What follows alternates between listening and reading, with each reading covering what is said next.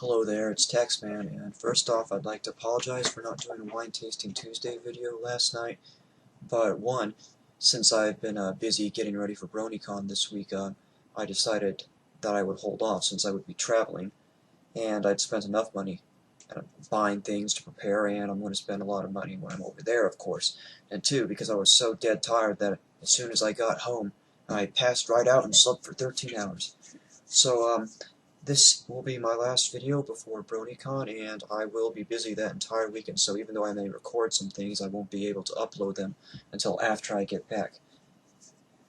If you see me there, if you play nice, then we can talk, or you can ask me questions and I can explain things, or we could just say hello, or maybe if you're cool or something, we could hang out.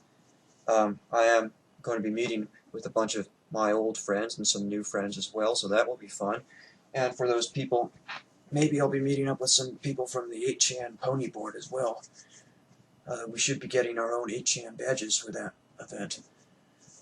Now, I guess before I go, I do want to show off my little stash of special goodies that I bring for my friends and all to hang out for after hours when it comes to drinking and everything. So, we have first, I got a bottle of limoncello. This brand is called Caravella.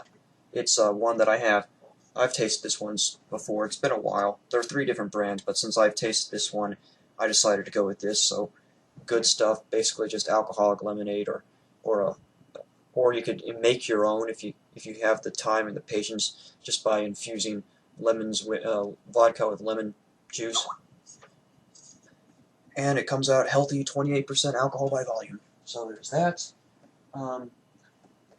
Another thing has been a bit of a tradition to bring a bottle of champagne or sparkling wine. This year I'm bringing a sparkling wine. It is a Brut called by the Schraffenberger Cellars. It is a California sparkling. So I think it said 60% Pinot Noir, 40% Chardonnay. I'm not exactly sure, so don't quote me on that. And this one is located on the Mendocino County. So this is what I'm going to be drinking on the last day of the con, as per tradition, with some of my friends. Last year we drank a bottle. I went to see a friend that I know from Derpy Brew, and we played Cards Against Humanity and Twilight Sparkle's Secret Shipfic card game, and we drank a whole bottle of grower champagne and a bottle of port, just the 2 of us, in under an hour. It was really, really drunk. Another one is some Indiana beer. I brought a 6-pack to represent. It is 3 Floyd's Zombie Dust. And just so you know, I'm not kidding, here is one of the bottles. This is a very famous beer. Well, it is at least among beer geeks, it is one of Indiana's most famous beers from Indiana's most famous brewery. Of course, if you ask the beer geeks, the absolute most famous one, or highly sought after one that they do, is called the Dark Lord, and it's an imperial barrel-aged stout. It's released once a year on one day, and the tickets, when they put them online, they sell out in less than a minute, and people will line up for hours to get their bottle. This one, though, is the most sought after that they do on a regular. They brew year round, and it's very hard to find. And then finally, I've got a bottle of absinthe.